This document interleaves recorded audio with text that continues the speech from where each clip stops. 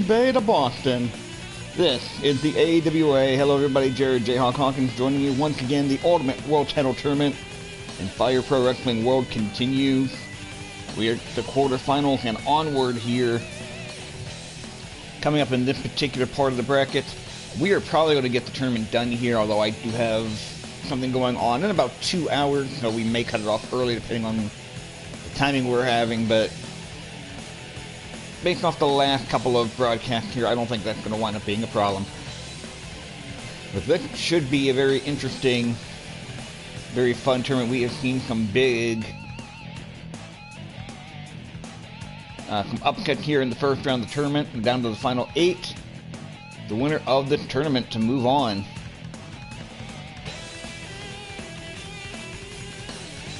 to the Ultimate World Title Tournament later on this year. Let's take a look at the quarterfinal bracket. The Vern Gagne will take on Stan Hansen in a grudge match in our opening contest. Gene Kaniski take on Makakai Ito. Mad Dog Vachon will take on Jumbo Garuda.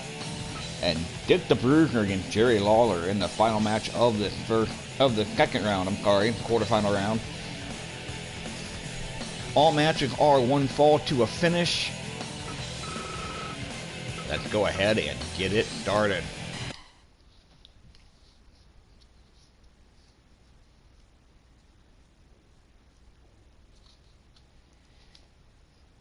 Of course, as we can go along here, we will discuss all the individual first round matches. If you joined us last time, or either through Twitch or through YouTube, we went over the kind of history of everybody, so I'm not going to go through a great deal of that this time around. But we are underway here. Vern Gagne in the blue, Stan Hansen, who just hit the headbutt in the black, and he got a quick 1 count right off the bat, wasting no time. Vern Gagne in the first round, the #1 seed. He struggled. He actually was in a lot of trouble against the Mighty Igor, but he was able to get critical damage on when he locked in the Gagne sleeper hold. He got the win in 12 minutes and 23 seconds. Stan Hansen also having a tough time in his first round match. He pinned the Crusher with a series of punches, the American Punch Rush. 15 minutes and 27 seconds. So theoretically, Hansen should be the more tired of the two, having less time to rest and the longer first round match, but neither man had an easy go of it in the first round. Vern Gagne has to be the favorite in a tournament like this. At this stage, when you look at the fact that he did, in fact,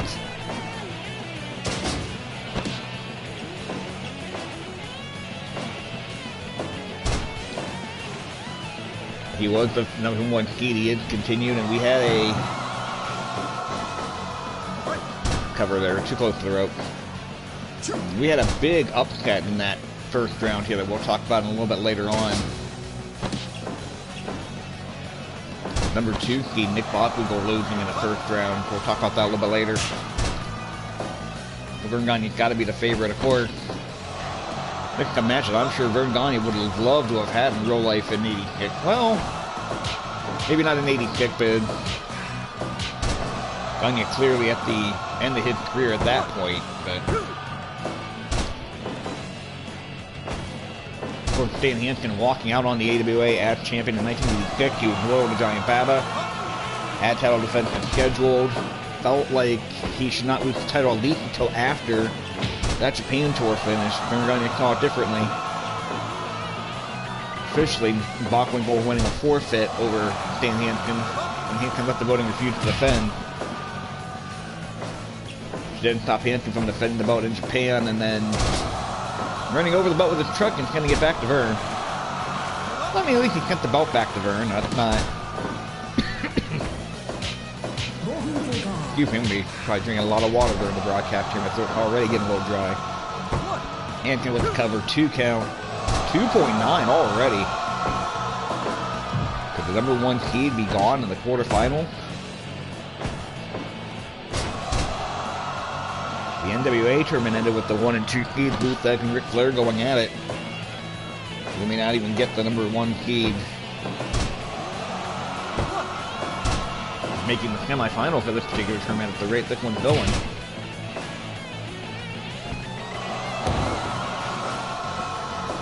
Stan Hansen calls it best and most famous work in Japan over the years. But he had a reputation in the United States as well as a man who broke Bruno Sammartino's neck. Had a surprisingly good series of matchups with Lex Luger in WCW.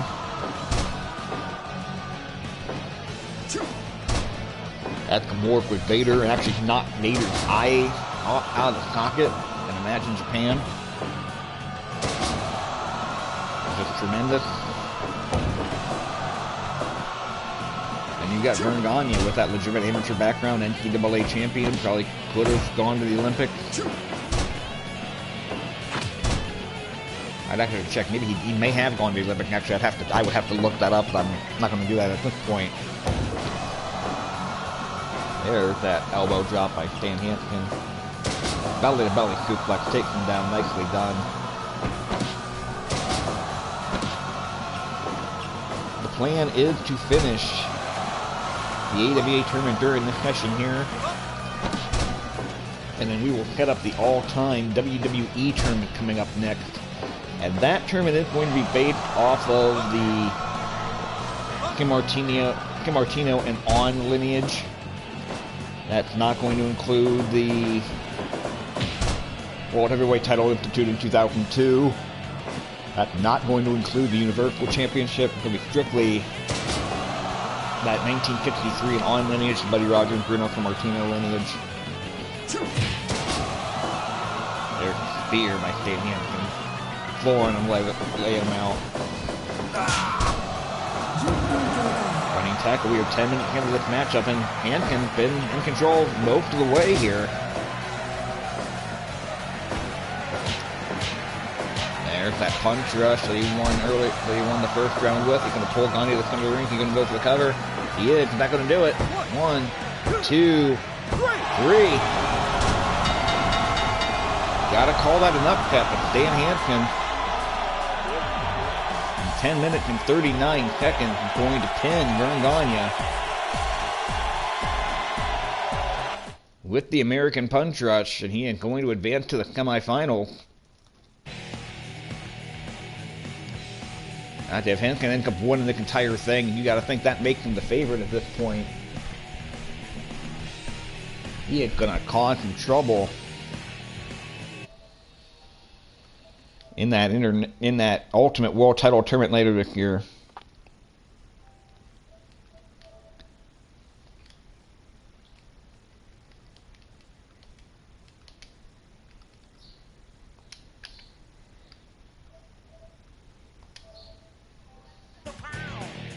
Tremendous. Oh, okay. These match evaluations, these match evaluations, I don't necessarily agree with. I mean, Hansen did dominate that match, but I don't think we had anything above about 82 in the first round. That one only going 61%, so I'm not sure I agree with some of these ratings, but round number 2 here, Gene Kiniski, Maka Saito. Let's get to it.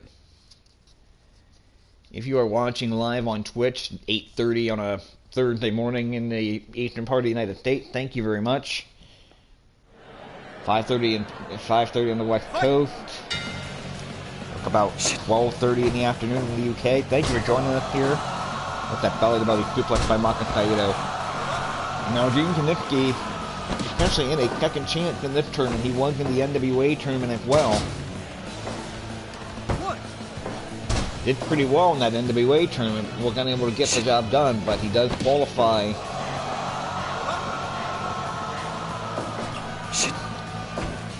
Here for the AWA tournament, he got a first round victory over Larry Kubicka with the Schmidt-style backbreaker in 12 minutes and 18 seconds. The most surprising result of the first round, not based on who won, because it's not a major upset in my opinion, but based on how he won, was Maka Saito. Saito defeating Rick Martel 16 minutes and 54 seconds by countout in the first round. First time in this tournament, and first time in the year I've been playing this game that I've ever seen a count-out victory.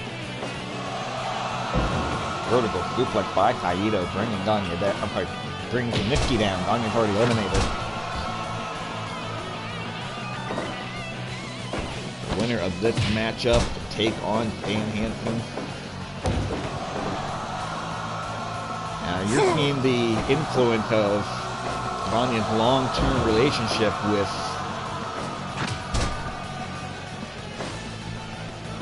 All Japan Pro Wrestling. Shit. I'm probably a little earlier in the morning than what I'm used to here, but Stan Hansen, an All Japan guy. We've seen him in the quarterfinal here. Maki Kaito, an All Japan guy. All Japan guy at the time, I believe, 1990. Yeah, maybe the New Japan guy at the time. Kaito won the belt in Japan in Tokyo from Larry Kibisco in 1990 with a joint show with All Japan and New Japan. So.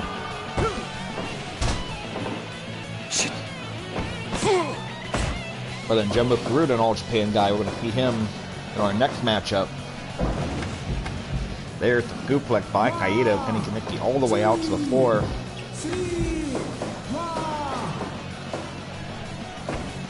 And here's another one. Kaneki on paper should have the advantage. Shorter first round match. More time to rest. But Kaito, again, a legitimate amateur background. Capable of going 45 minutes or an hour against the best of them.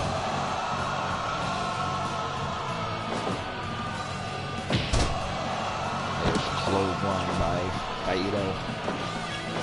Bring Kaneki out to the front of the ring. And, oh. Yes, that looking Nina from Kaneki. A little odd looking. There's clothesline there.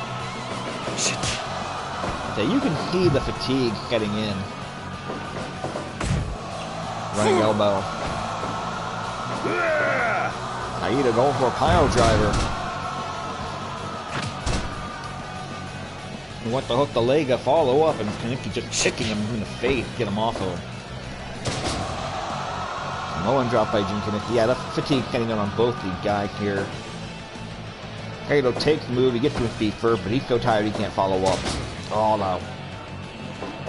Ironically enough, version of the Kaito suplex there by Jin Kaneki on the Maki Kaito. There's the running bulldog. Into that Scorpion Deathlock. Kaito could get it right here. No, Bret Hart did not invent that move. You can argue whether he popularized it or not, but yeah, Sting was using it before that in the United States.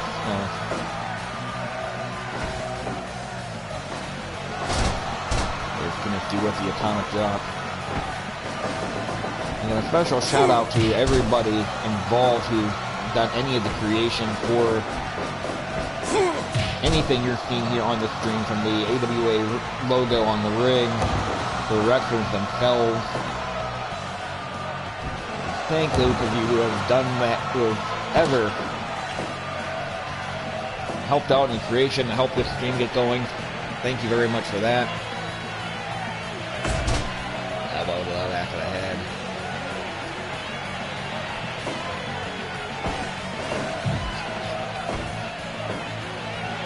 You know, getting up Kaito into the trio logo. Smacking away at the knee. 10 minutes into this match, and with the fatigue that got in early on, I was actually kind of surprised we hit this 10-minute mark. There's that pile driver by Kaito. And a clothesline. Into an Indian Deathlock. I love this move. I say it all the time, but I wish more people would do this move. I love that move.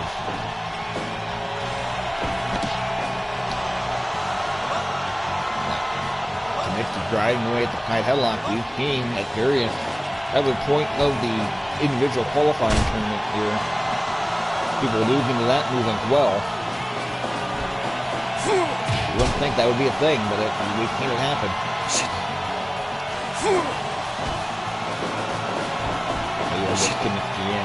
Got the clothesline, he missed. Now heading up top. Big flying knee drop. Shake for Ray, the crippler Stevens, but that bombs away. And now body slam and into the scorpion again.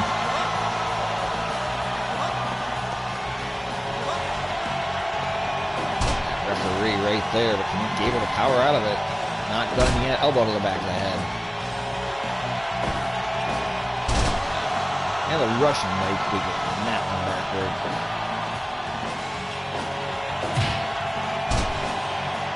Kaito to kick for midsection, elbow.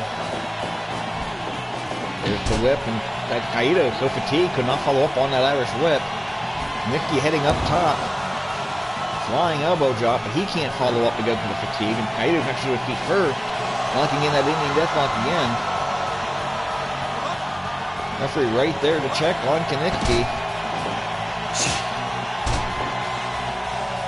And if we're looking at this, okay, I think that the fatigue, now early, that fatigue, I didn't think it's what kept this match going on this long. The guy was just not following up after hitting big moves.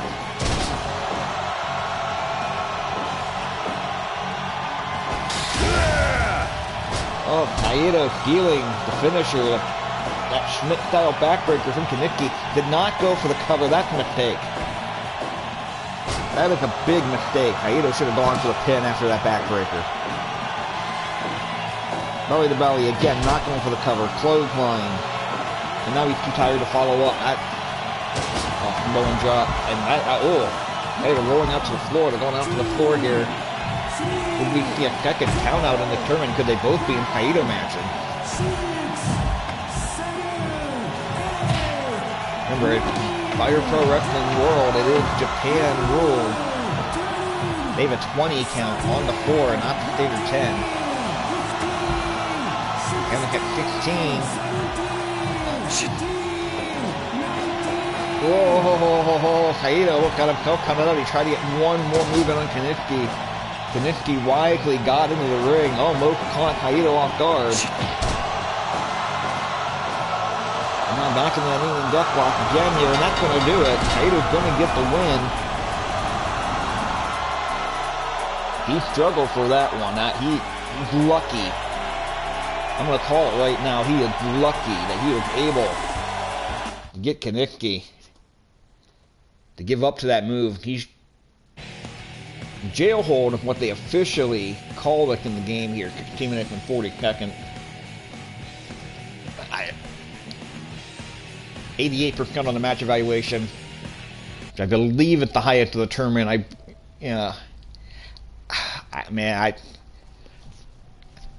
going to say it. I don't think Kaito deserves to win that.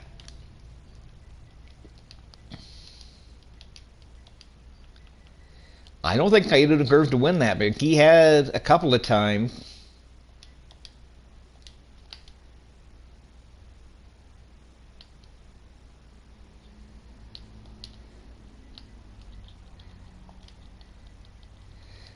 A couple of times he had him beat, just did not go for the finale of that.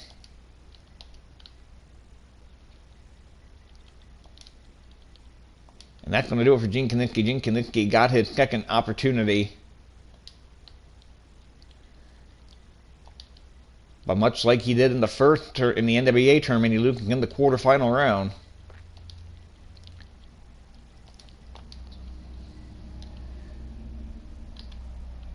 Try and get the up on Twitter here, and they've got the Japanese lettering for Kaito. I want to make sure everybody realizes who that's supposed to be if they're not already familiar with them.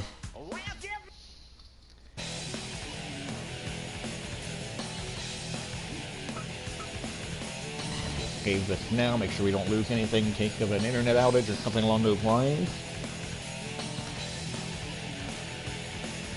And we're going to go to our next match, a quarterfinal round continues. Mad Dog, Maurice Vachon, taking on Jumbo Garuda.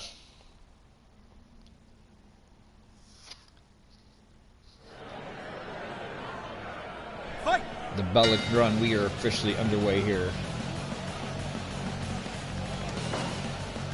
Mad Dog Vachon with the shortest match in the first round, so he should be the favorite here based off of that. He defeated First of all, Eric was a pile driver, just 7 minutes and 34 seconds. Did not take him very long to win that matchup at all. Garuda with a win over a very game Kurt Hennig with the original backdrop in 13:04 in the first round.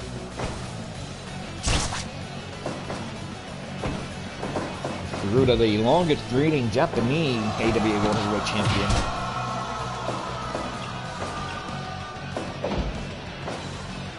Well, there were only 2 of them. I mean, it was still less than 90 days, but...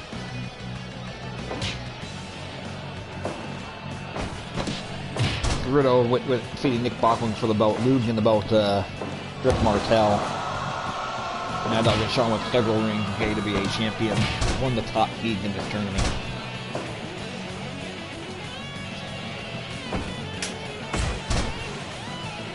Big European forearm there by Jumbo Garuda and Mad Dog. Looks like he wants to continue to take advantage. Elbow to the back of the head. Jamming that knee into the canvas. Garuda, whoa. Sean off the back to avoid the suplex. Striking agility for Sean.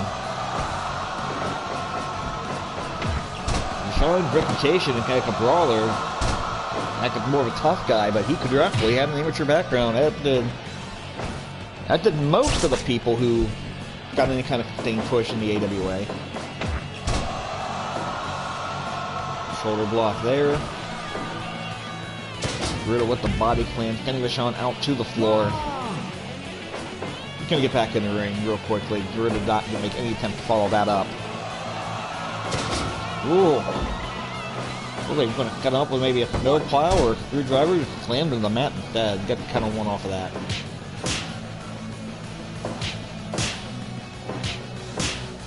Trading blows in the center of the ring here. That last chop knocked Vachon down.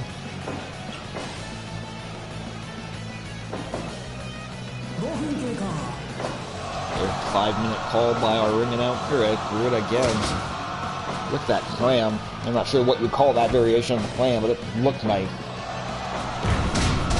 Atomic drop. And Vachon taking Garuda down with a single leg. Again, that amateur background we discussed earlier on. Garuda now. Waking Vachon up on the top rope. Could be a superplex. Yeah. Move that Carl Gotch actually hated, for the record, that superplex off the top. Why wouldn't you just suplex him? Why would you take him all the way up top? But Garuda with that bulldog, we saw Kaito use that bulldog a lot in his matchup earlier on. Japanese wrestlers like their bulldogs, apparently. Power bomb.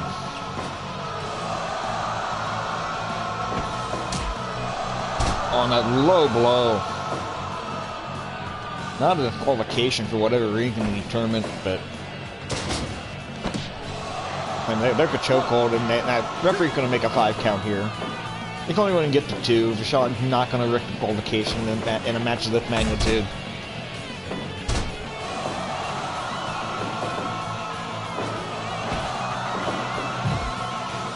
Garuda sending Vachon to the turnbuckle. Try catching him into that front slam.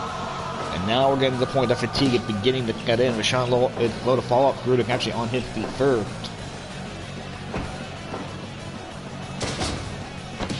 Slamming Vachon hard to the mat.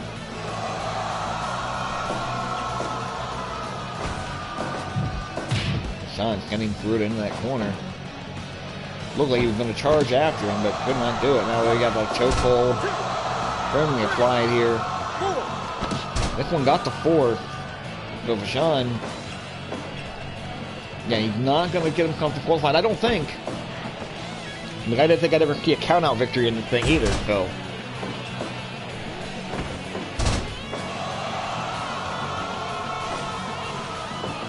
Both men are down again. That fatigue beginning to cut in. Backbreaker.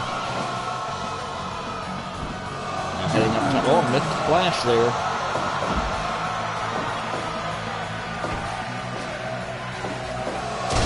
And there's that back suplex taking him over.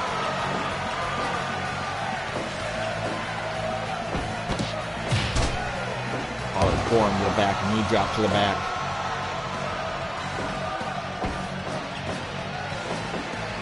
Oh, reflecting him over again. Nice little weight block suplex, taking him down again. Whoa, he just flew. He threw Vachon halfway across the ring with that overhead belly to belly. And Vachon going to a bite, just biting him in the face. Again, the count would have gotten to 5, would have been a qualification. Vachon only letting it get to 3. He's not going to risk qualification in a match like this. He wants to win. He wants to win. Ruda. 2.9 out of that. That would have been anticlimactic, and Ruda busted open.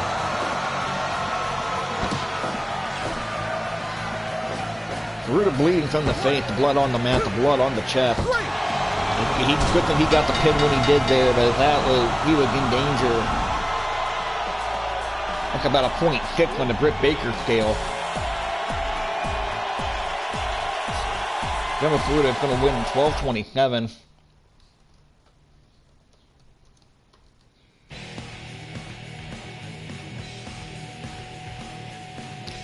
With the original backdrop. That original backdrop had become an important move for Jumbo Ruda over the course of this tournament. He won both of his tournament matches with that so far. He's going to move on to take on the winner of our next matchup, which we will get to momentarily here.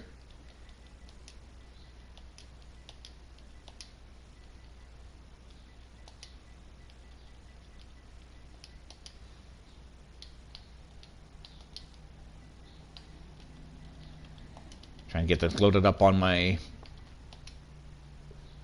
Twitter here. I appreciate your patience while I get that done.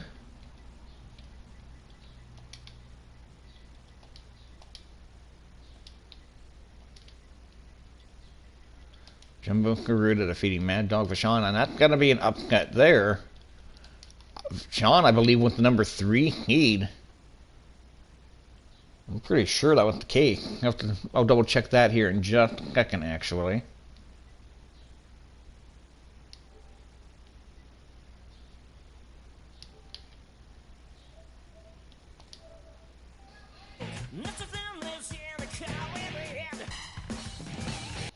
So if we start that next matchup here, I'll do that. I got the bracket up here.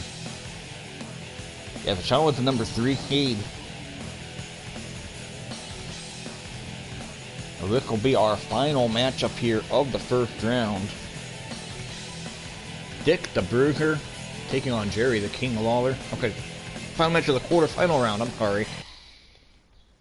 Let's go ahead and get this one started.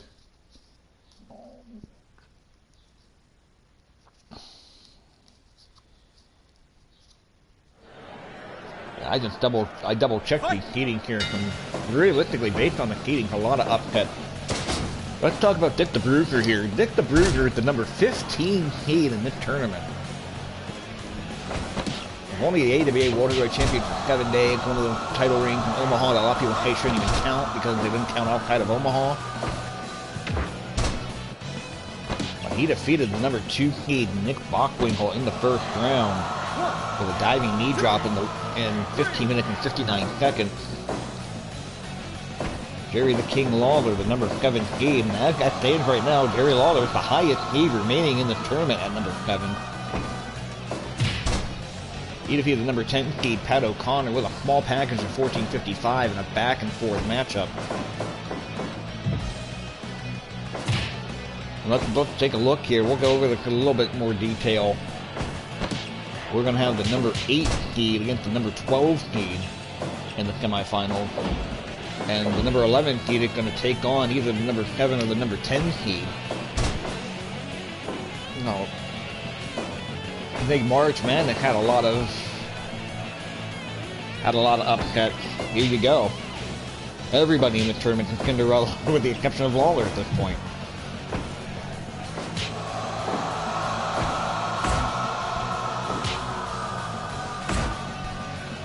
One of those matches that I don't think happened in real life, but if I found out it did happen in real life, it wouldn't shock me.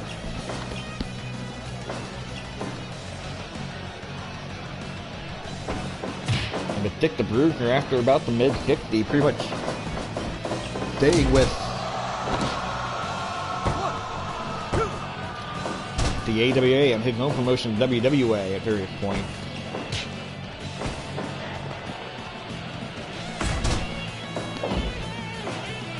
There's actually a ton of Dick the Bruiser footage on YouTube dating back to Red Kohler's Chicago promotion in the 50s. It's very striking how much prime Dick the Bruiser footage is out there. Lawler with that back suplex, very nicely done. Dropped the fist onto him right there. European uppercut by Dick the Bruiser.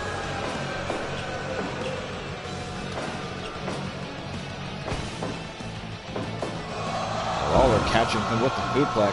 Very nicely done there. Kept talking him over and into a chin lock.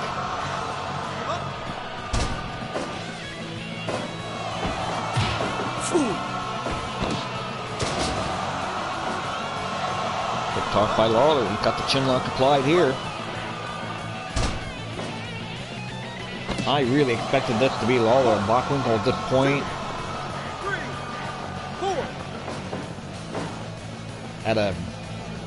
Had a long list of things to talk about with their history, and that's not happening. Too close to the ref here, I believe. Yeah, the referee immediately calling for the break.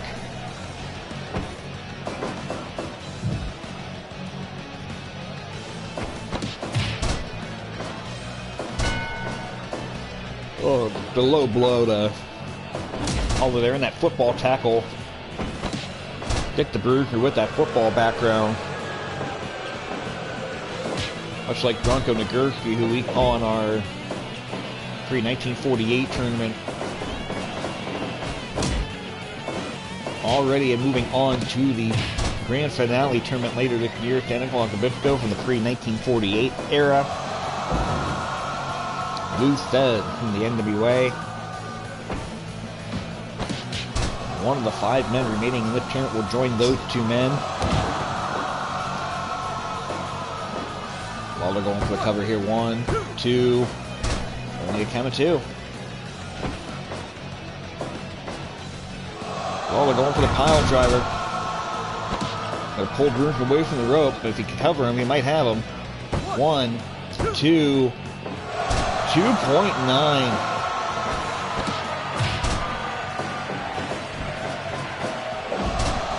And the flash.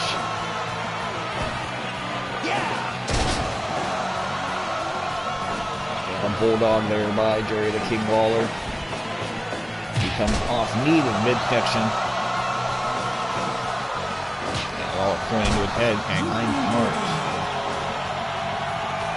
And Lawler catches one of the most brilliant men in the entire wrestling business. Bruiser with the sleeper hold, but too close to the rope. Referee's going to force the break there.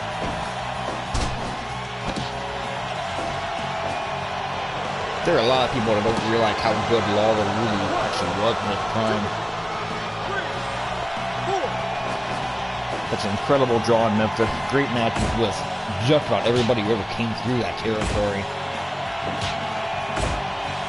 Great matches with Randy Savage. Great matches with Bill Dundee. Terry Funk, Nick Bockwinkel, Tommy Rich, Austin Idol, the names just go on and on and on.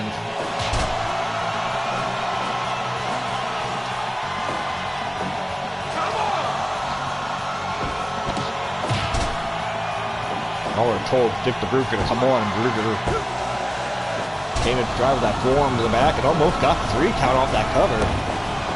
Lawler kind of half a splash, half a knee. Almost like a double knee there, but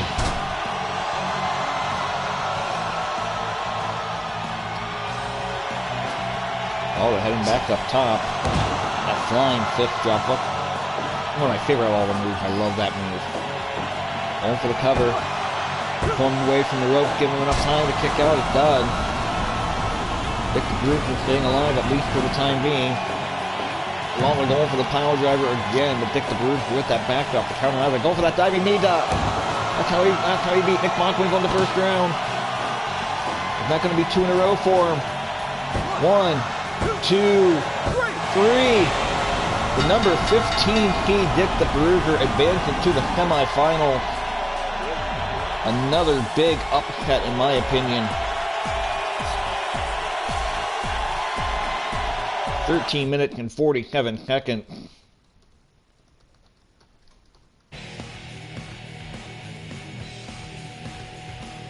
Let's get that saved onto the Twitter machine here.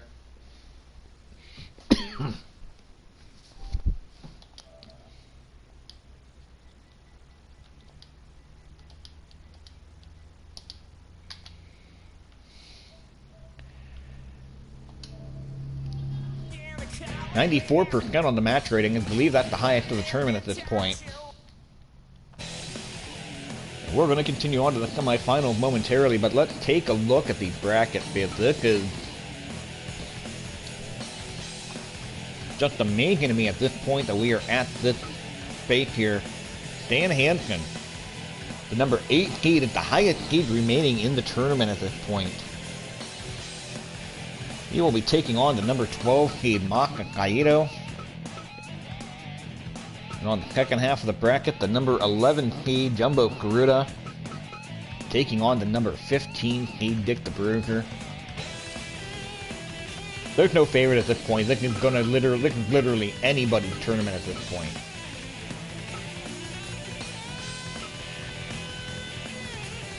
Let's do it. Let's get the semifinal going.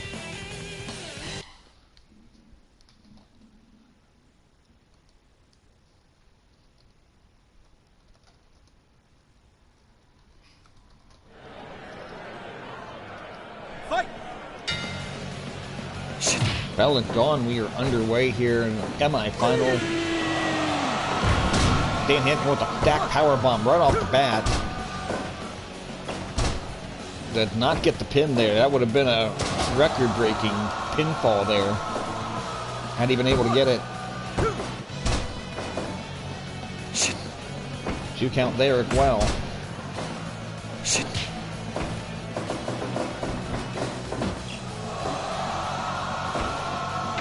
Hansen with that headbutt. Yeah, I'm not even going to try to venture a guess into who the favorite is at this point. There are no favorites at this stage of the tournament.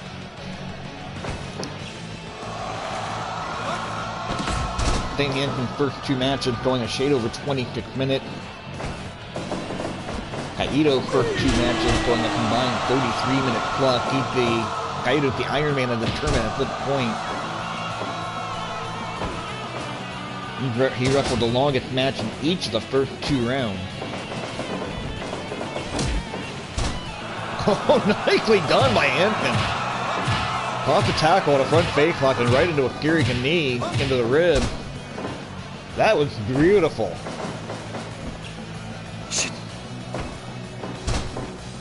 Kaito snap-bearing Hansen over here. Knee to the midsection, catching him there, heading up to the top rope, and dropping that elbow to the back. Again, dropping that elbow to the back.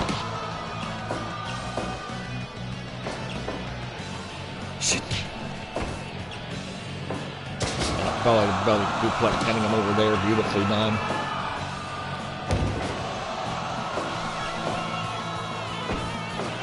To the next tournament after this one will be the WWE tournament, based on the Buddy Rogers, Bruno Sammartino lineage. I'll get it right one of these times. That'll definitely be a 32-man tournament. That'll be followed up by the WCW tournament. That'll be followed up by the ECW tournament.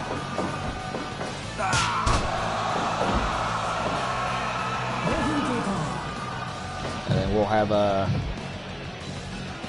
TNA/Impact tournament and the IWGP.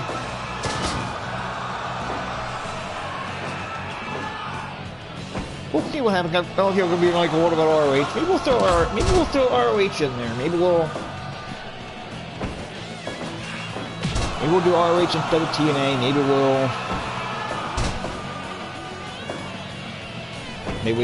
we'll flip All Japan in there somewhere. I don't know. If we do a tournament, it kind of needs to be eight. Kind of needs to be eight people in it. So.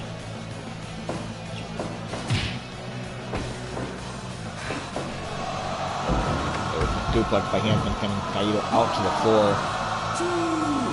Yeah, Kaito's tired already.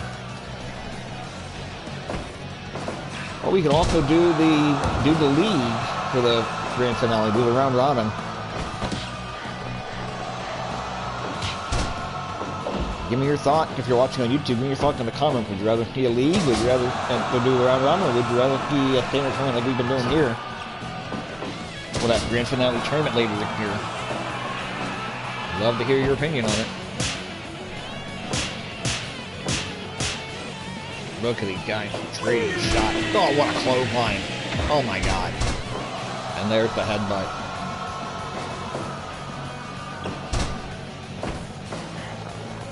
Front fake lock elbow drop.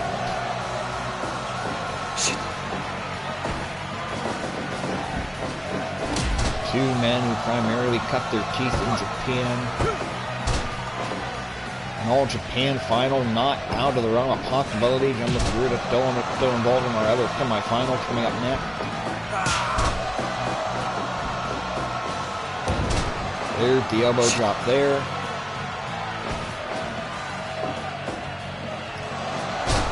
Pile driver by Kaito, nicely done.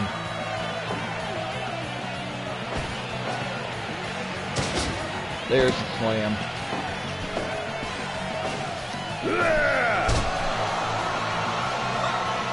And into that Scorpion Deathlock.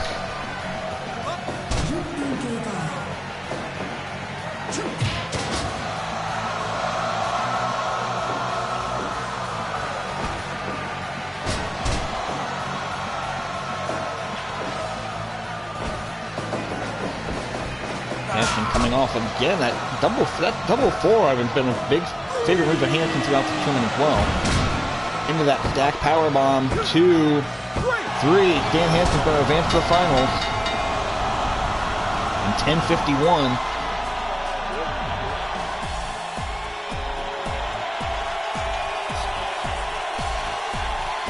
That's the first time Hanson has not won a match in the tournament with that American Punch Rush at this point. The angle powerbomb is what they call that. Okay. I can dig that at the name of that hole.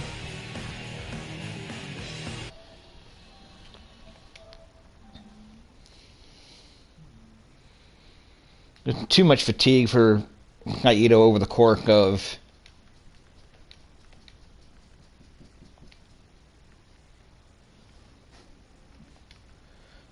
the tournament to really be able to compete with that.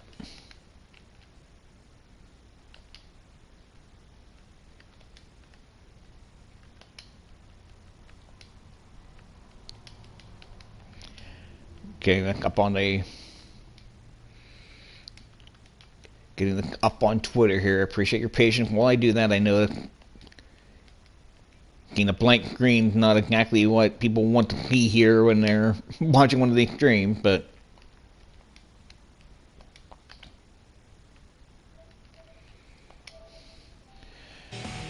if I haven't mentioned, even if I have mentioned it, you can follow me on Twitter at RefJHawk and get updates live as they happen when we go live with various points of the tournament. We are going to our other tournament semi-final matchup here. Jumbo Garuda, Dick the Burger, number 11 versus number 15.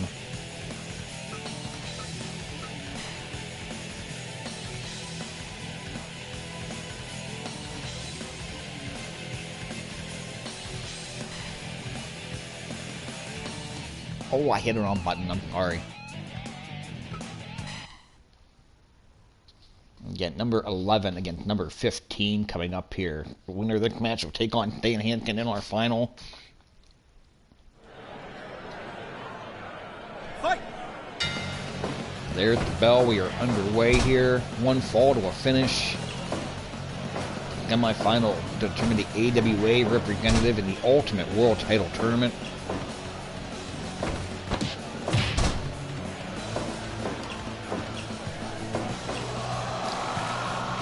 Riddle with a half Boston Crab already here. Not even 45 seconds into the match, already going for commission. There's a version of the abdominal stretch early on here. I don't know what the strategy would be at this stage, trying to beat a guy like Dick the Bruiser. Yeah, I mean, I honestly don't. Avoid the diving knee drop, I guess, but that's how he's won both matches so far. Jumbo Karuta just shy of 27 minutes total for his first two. I'm sorry, just shy of 26 minutes total, about 25:31 for his first two matches in the tournament. Dick the Bruiser is just shy of 30 minutes, 15:59 for the first match, 13:47 for the second, 29:46 coming into this tournament, coming into this semifinal match.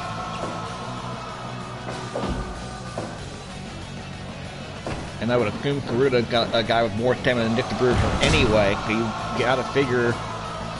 You know what? I'm not gonna say. I'm not gonna say it. I'm not gonna say anybody's the favorite because Dick the Bruiser, by all rights, should not have gotten out of the first round.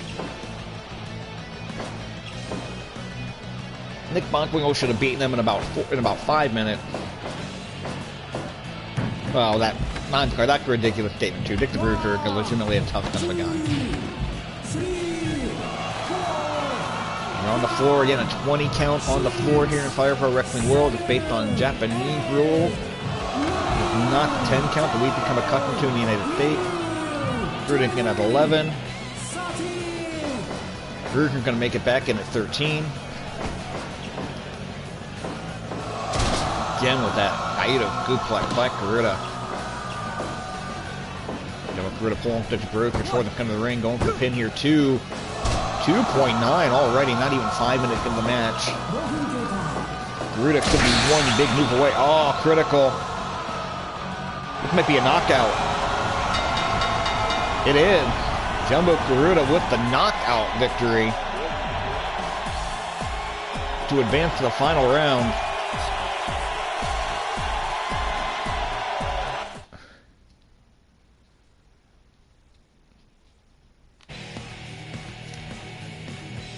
Not the first one of those I've seen over the course of any of the tournaments here as well.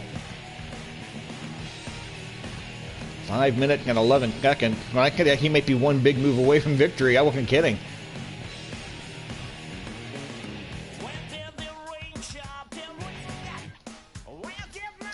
That's going to cut up our final momentarily here. Get the result up on Twitter for this one.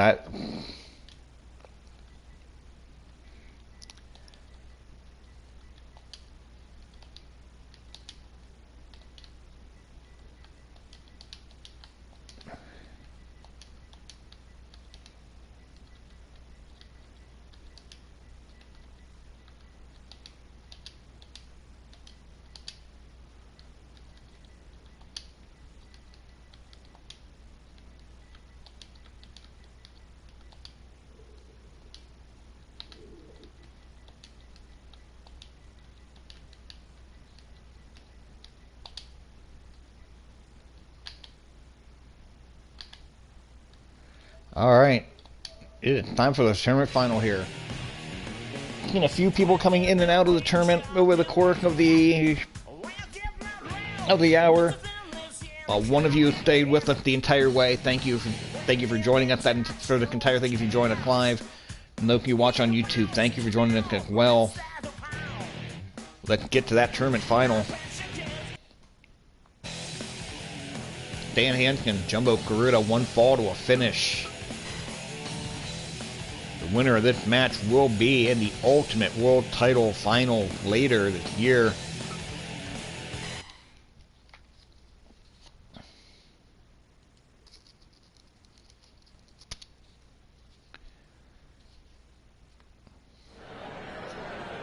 Here we go.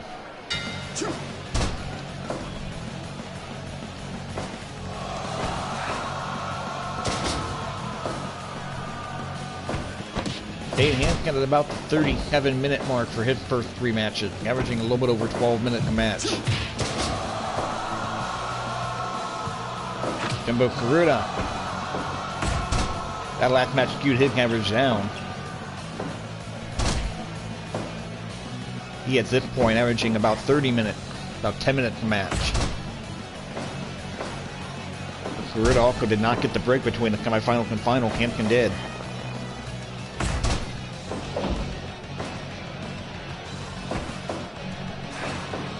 Dan Hanskin defeating the Crusher, defeating Vern Gagne, defeating Maka Kaito to get to this point. Then Karuta defeating Kurt Hennig, Mad Dog Vachon, and Dick the Bruiser to get to this point. Only one of these men can win the tournament. They will join Stanislav Gabitko. Blue says. Hanskin actually went for a drop kick. I don't think I've ever seen him try a drop kick. We've seen a lot of things in this portion of the tournament we had not seen in the previous 2 tournaments. We got our first countout victory in this one. We had our first knockout victory in this one.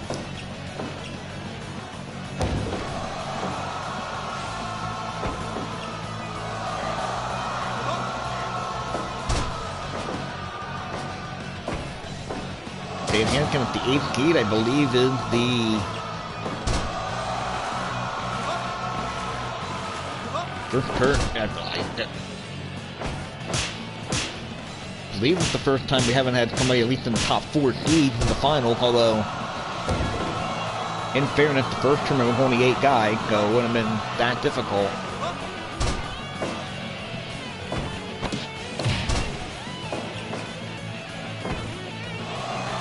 There's Karuta with the sleeper hold. Either one of these guys could be one big move from taking the entire thing. Hanskin with the suplex, and that dumps Karuta all the way out to the floor. Now Hanskin should follow him out there, but he's tired as well, so he is not going to make that attempt. At the 5-minute mark, Hanskin backdropping out of the butterfly suplex attempt there, dropping the elbow. Belly-to-belly suplex from the bad man from Lower Tech, Bandolier at Hanskin.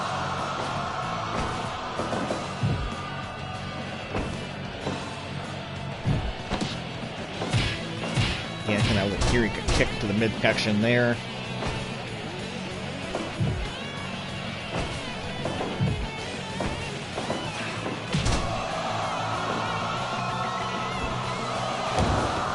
Tremendous battle here. The outcome nobody can get.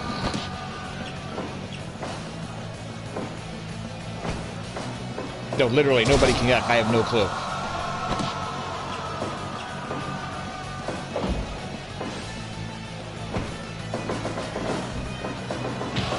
Flying knee. Into that sleeper hold again here.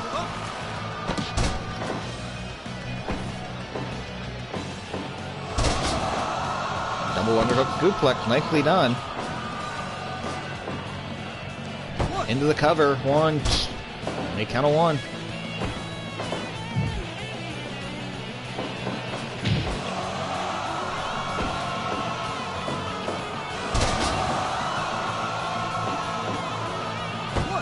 Again, cover 2. Again, only 2.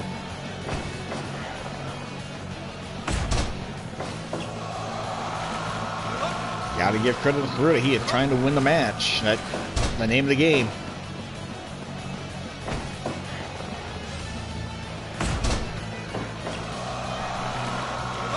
Into that half Boston Crab.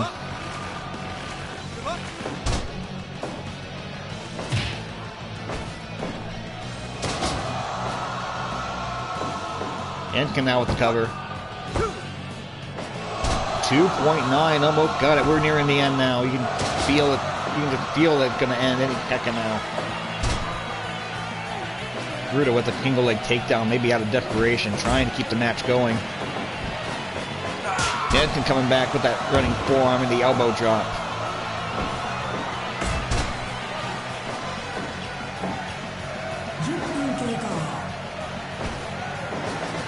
Karuta whipping Hanskin in the corner. 10 minutes have gone by in the final in the final for the AWA qualifying tournament.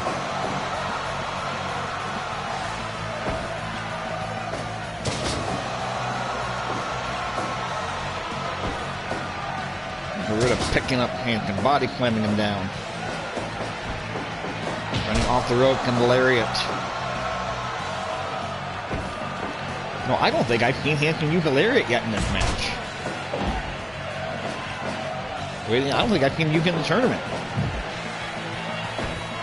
I'm actually wondering if whoever did the version of Stan Hankin actually...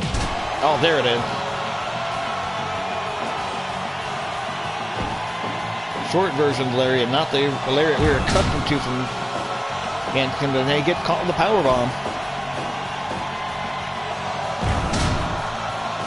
Powerbomb again. And Garuda coming off with the clothesline. Where did Garuda get the rush of energy from? I'm not sure, but he's in control here. And he got caught with the belly suplex. Hankin going up to the top rope, trying to finish him off right here. Double axe handle to the back.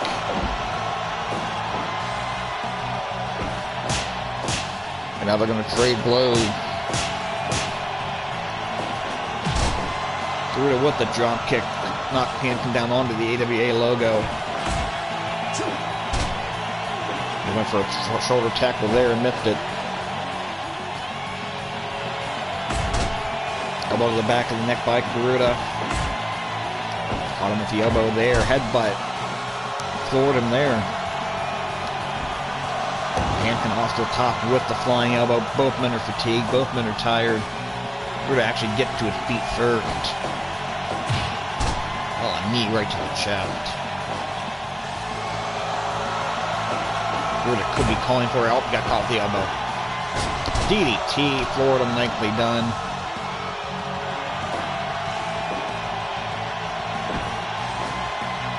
And going for that back suplex. Nearly pulled a Hankin in half. That's how he knocked out Dick the Bruiser in the semifinal. Oh, and a spear. 15 minutes have gone by. Look at now the 5th longest match of the tournament. Less than 2 minutes away from being the longest match of the tournament, which is surprising for the final. I'm going to say that. A lot of the final matches we have had in the tournament have not been very long. Edmund Flair was only about 12 minutes. Then Quantabisco and Joe Decker in the end of it in the pre-48 tournament with 14:31.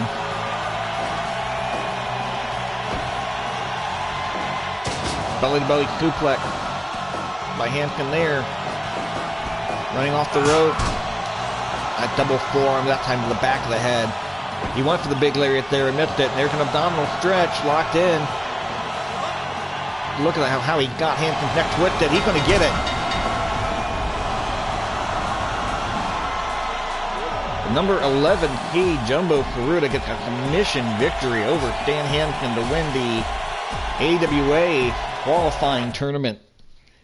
Qualifying for the final of, and the 93% rating, the Torture Cobra Twist, the official name of that move.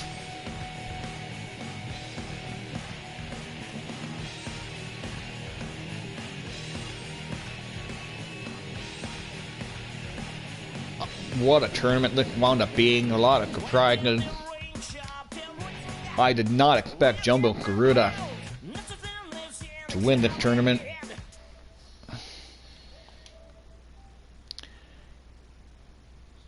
Did not expect Dick the Bruiser to make it all the way to the semifinal.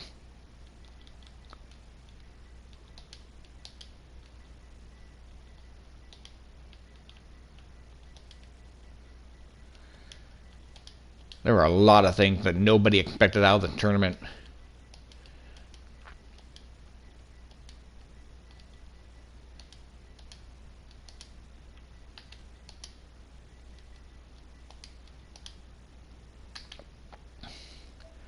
I tell you, this was a lot of fun.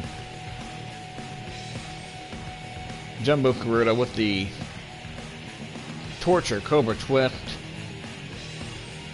Wins the tournament, continuing in 43 seconds. And that 16 minutes and 43 seconds is the second longest match of the AWA tournament, only by about 11 seconds. That was fun. That was a lot of fun. That was a great way to close off this tournament.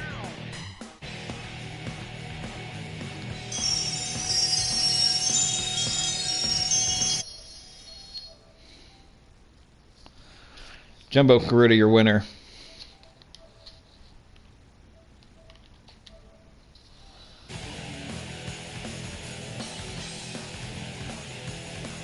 Jumbo Garuda going to advance. Go right now. I can stand right now. Danik Wonkabitko, Lou Thad, and Jumbo Garuda will take part in the Ultimate World Title Grand Finale later this year. An unofficial number of additional entries still to come. Up next, well, next time we join you with Fire Pro Wrestling, it will be the first round of the 32-man WWE tournament. I can't wait to get those brackets figured out. That can be very interesting. As always, you can follow me on Twitter at RefJayhawk. Follow me on. You can find me Jared Hawkins at Facebook. Follow me on Instagram at jhawk1539. Click into my podcast, IWTV Guide, at pwponderings.com or wherever you download your favorite podcast. Follow my podcast on Twitter at IWTV Guide. Stay safe, wear your mask, Black Lives Matter. Talk to you later.